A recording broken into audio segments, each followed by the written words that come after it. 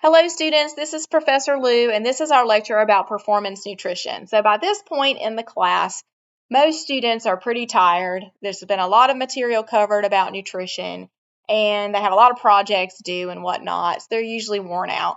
So this lecture is often a welcome break. It's shorter.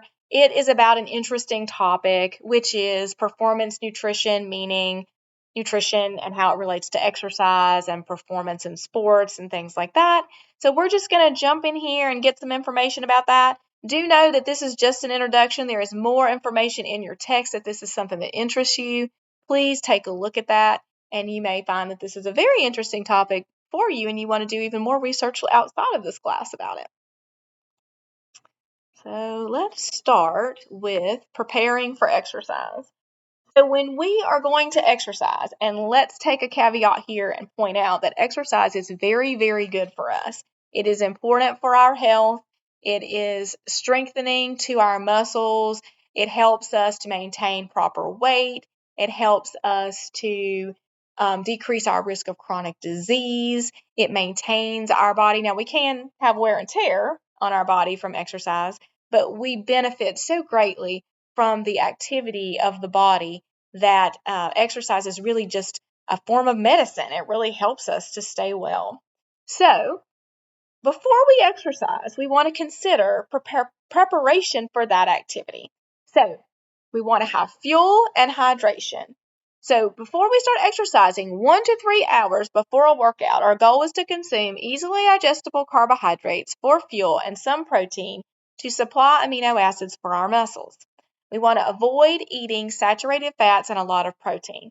Today, there's a lot of emphasis on protein in athletics, but honestly, before exercise, you need those carbohydrates and just a little protein.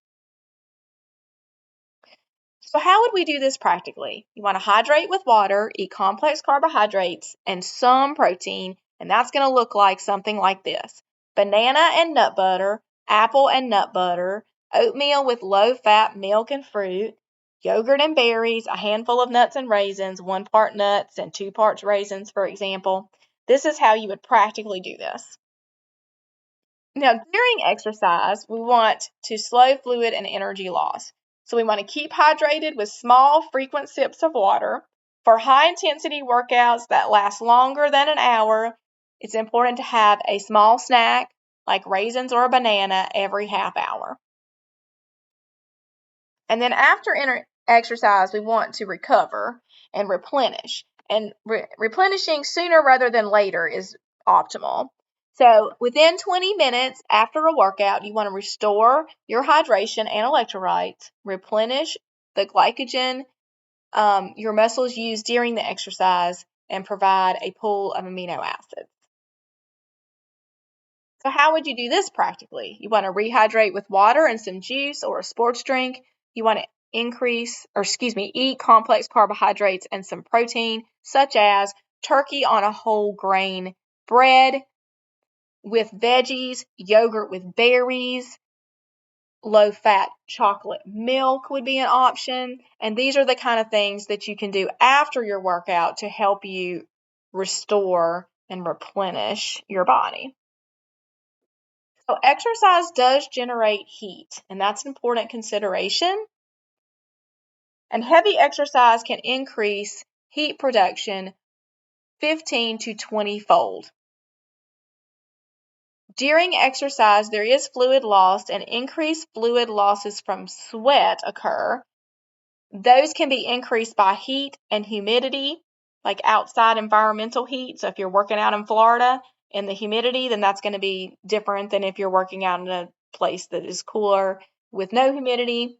And there's a risk for dehydration when we're exercising. We don't want that to happen because it really, really takes a toll on performance. As athletes become more dehydrated, so many negative outcomes happen.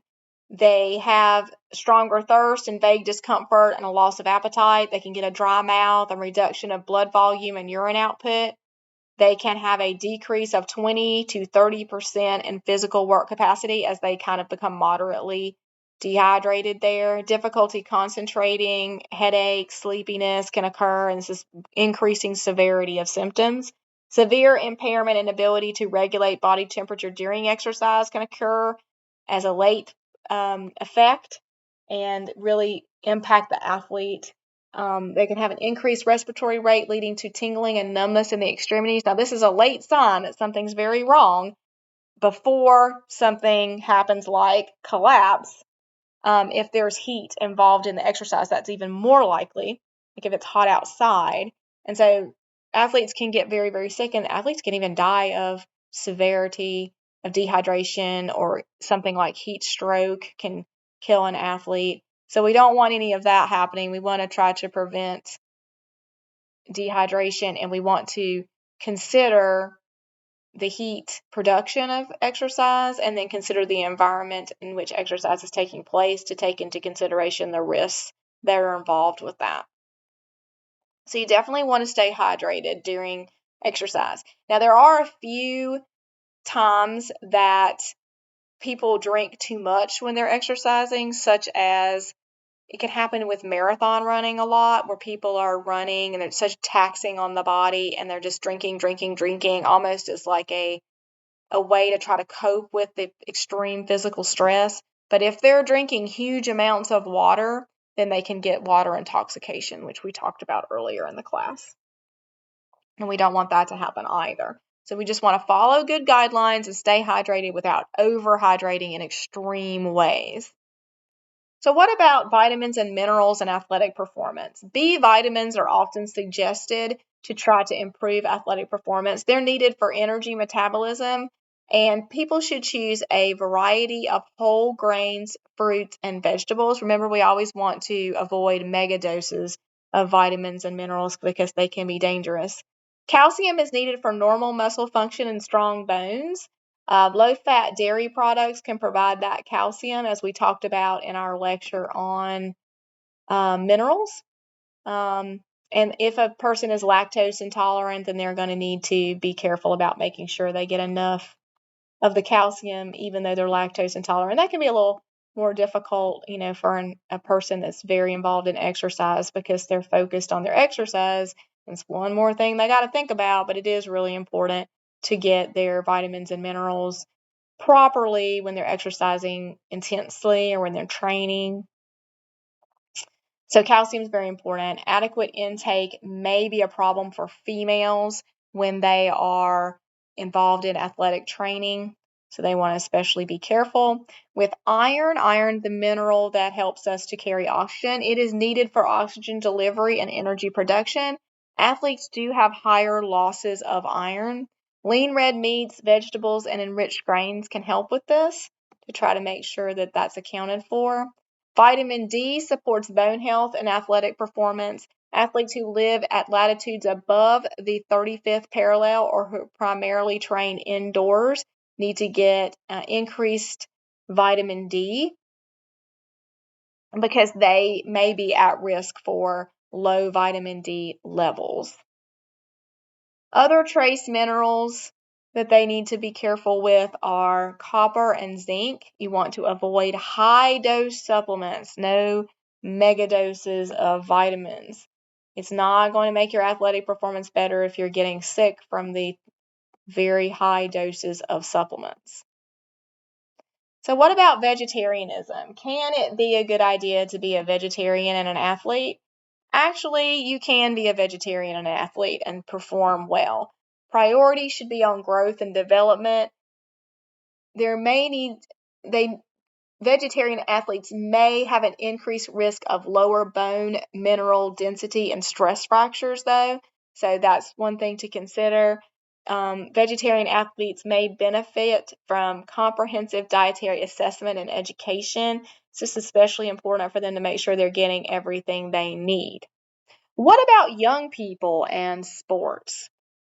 Young people in sports especially need to prioritize growth and development. Young athletes often consume insufficient calories, and the consequences of chronic low energy intake can be many. They can have short stature or delayed puberty, nutrient deficiencies and dehydration, menstrual irregularities, poor bone health, increased incidence of injuries, and increased risk of developing eating disorders. So we want to make sure that if you have a young person, maybe they're on a travel team for soccer or something like that, and they're working out a lot, that the priority is on their growth and development, and that we're taking care of their needs, making sure they're eating enough, because they have growth to worry about, development to worry about, and then they also have this huge energy expenditure when they're playing that much as a young person.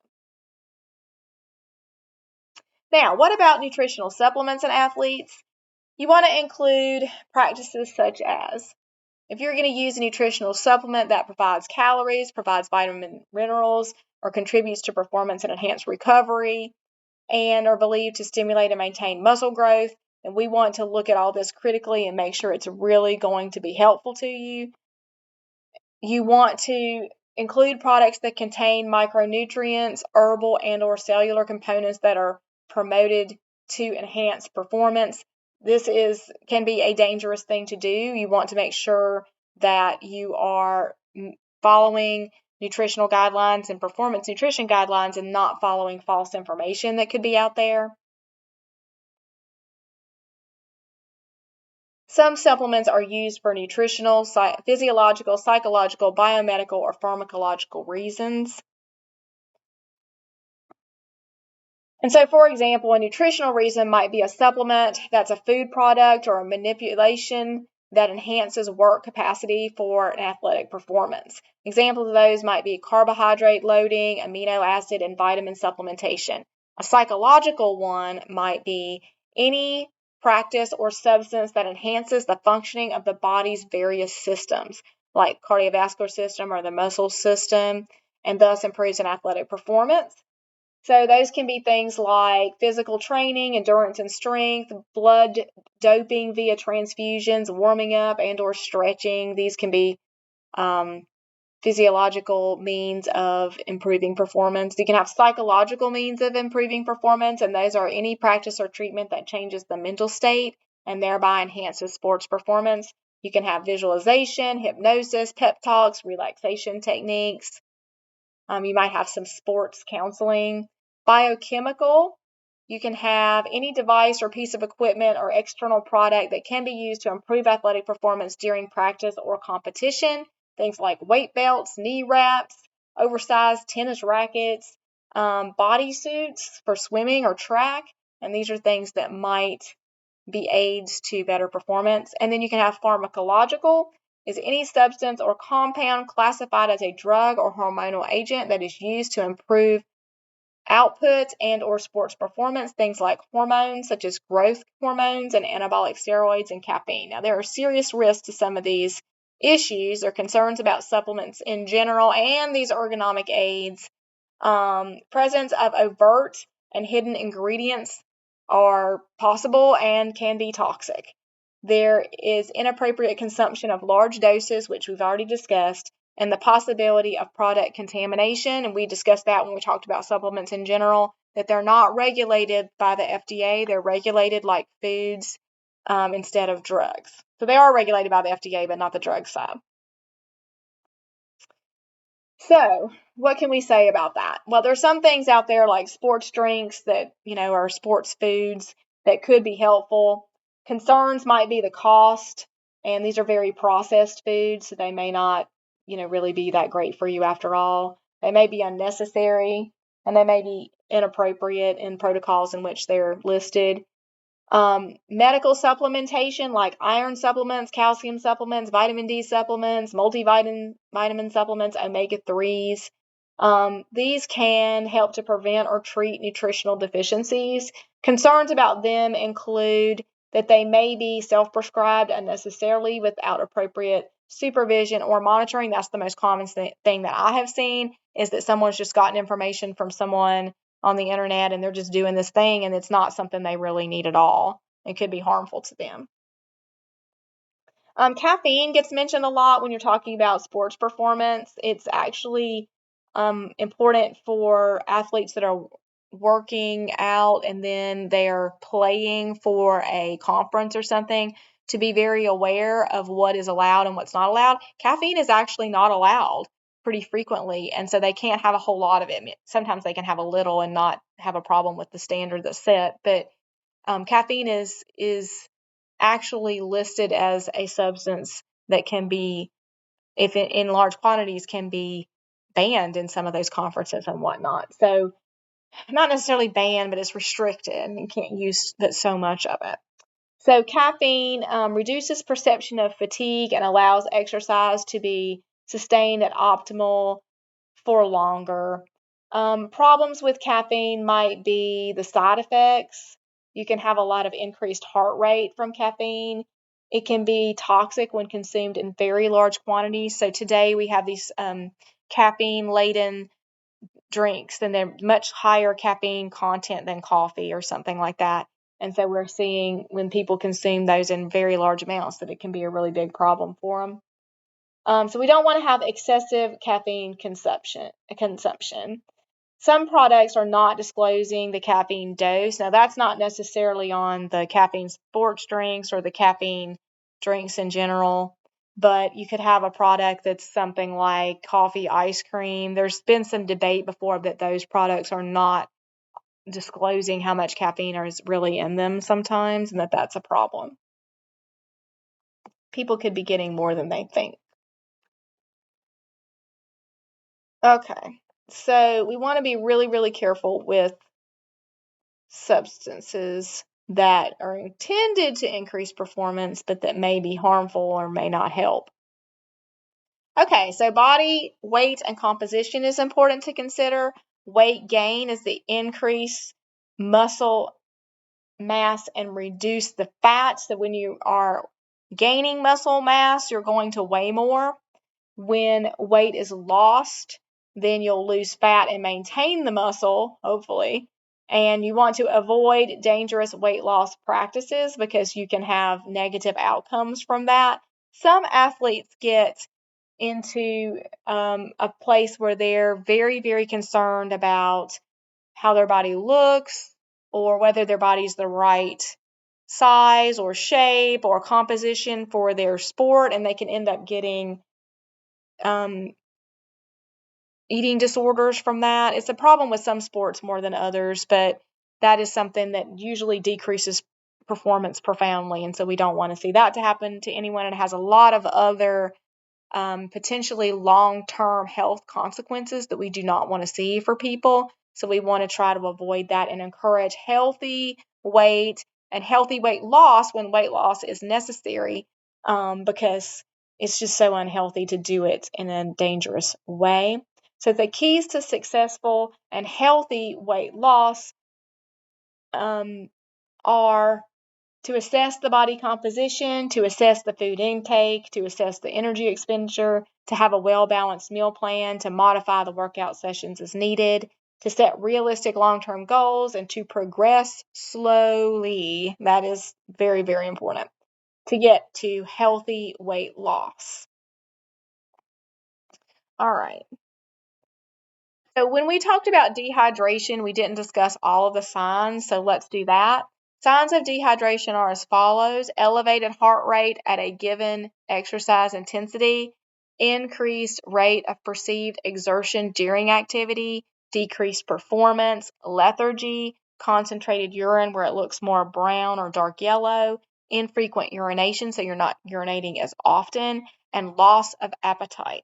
So these things happen frequently when people are working out, and they want to watch for those.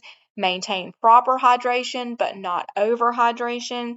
And like I've said before, it's hard to overhydrate in terms of getting to the point where you have water intoxication, but it is not impossible. And it most likely occurs in sports when it's an extreme condition. Very, very hot and running a marathon. That's when you'll see water intoxication with people. So we always want to have, if you're ever organizing an event, an athletic event, you always want to have some medical backup there in case something like that happens. Also, you want to educate your group to make sure that they know how to take care of themselves, how to manage the heat, how to hydrate, how to not overhydrate, and how to prepare for the activity and then be healthy during the activity and then recover from the activity. So a lot of sports events, especially if it's people that aren't well versed, like a 5K or something, you're going to want to have good information available and some medical backup there. All right, so that's our information about performance, nutrition. As I said, there's much more information in your text. If you're interested in the topic, feel free to peruse. Let me know if you have any questions. Thanks so much. We'll see you next time.